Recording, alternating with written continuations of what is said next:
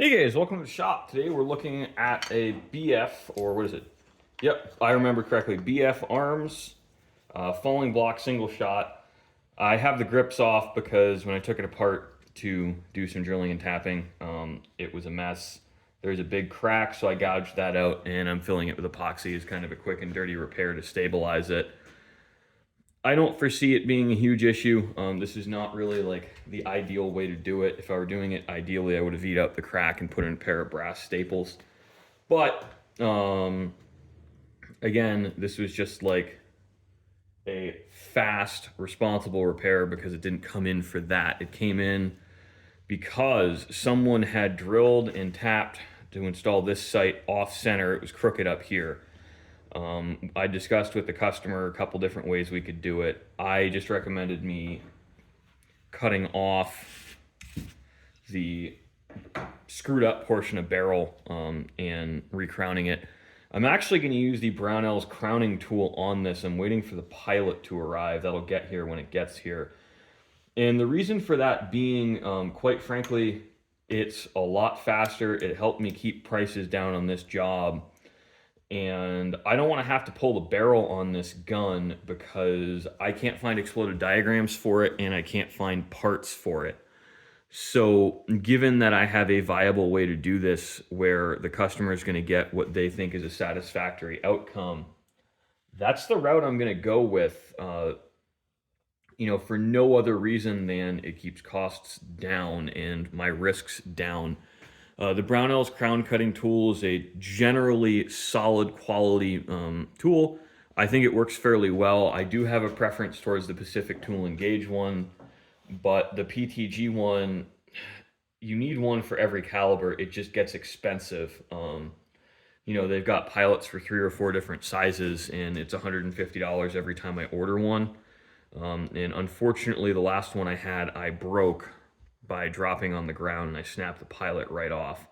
So I'm just using the Brownells one. The reason I prefer the PTG is because I can drive it on the lathe and I get better results. The Brownells tool, while it does a satisfactory job, it's the difference between like a 5/8 inch group and a 1 inch group at 100 yards with a rifle.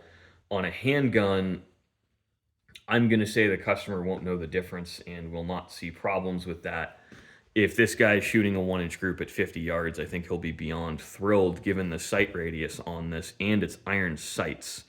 So I think it's a slick little handgun. I actually really like it. I'm looking forward to test firing it, but I thought it was just interesting enough to look at the video on this. It's just these cool old low production guns I think are a nice change of pace. They come with their own set of frustrations and problems.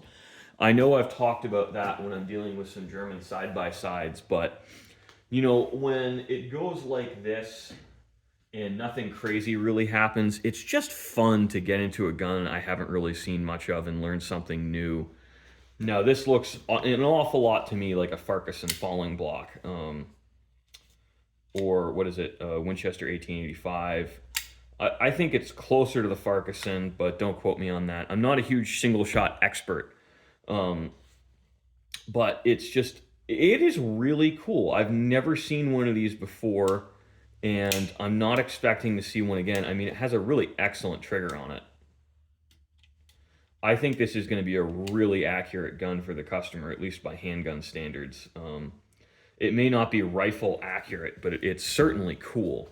You just don't get to see a lot of oddball stuff like this in most shops. And, on the bench today, I've got a pretty big diversity. I've got another, at least an American side-by-side. That's kind of a nothing job. I don't think anyone's going to be interested in it, so I'm not going to take video of it. I've got a Gewehr 98 we'll talk about. That's kind of my next small but still long-term project because, God forbid, parts show up in a timely manner. And I've got another Mauser 98 coming in, but that one's been sporterized and it's here for bluing. This one's molested and here for somewhat of a restoration. I talked with the customer about it and we have some ideas on what to do to make it look right, but it will never be original again. So with all this kind of interesting sidetrack stuff in mind. I just really wanted to show this because you don't see many of these silhouette pistols anymore. You know, single shot stuff has really fallen out of favor across the board, and it's interesting. Like, as far as I'm aware, you know, a lot of the stuff I work on here, I'm just the only person for 4 hours in any direction who will touch a lot of it.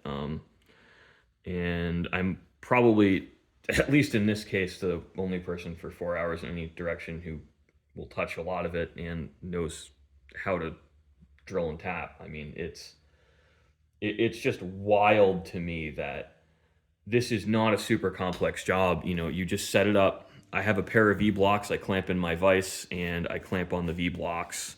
That might actually even be the thumbnail for this video. And, you know, you put a piece of something between the top of the barrel and the screws.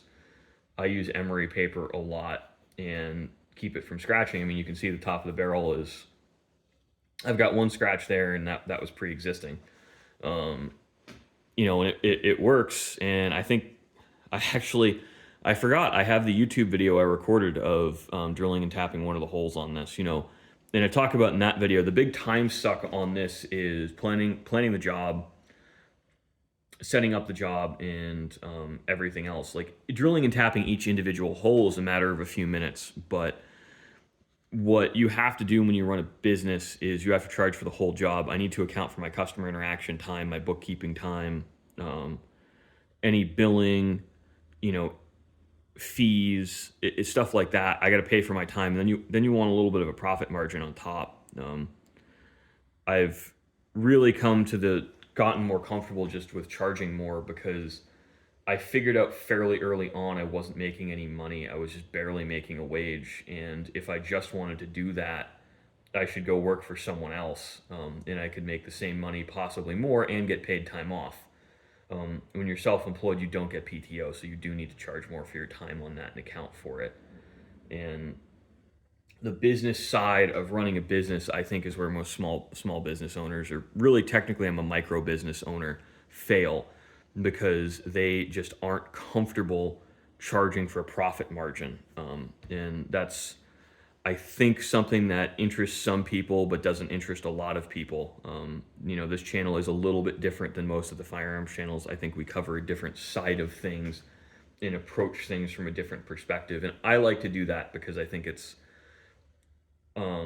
not necessarily more engaging, but I think it's more educational. And I do think that YouTube should be a platform for learning and sharing and growing as a group, instead of just the short form content brain rot garbage. So thanks for watching, guys. I hope you enjoyed.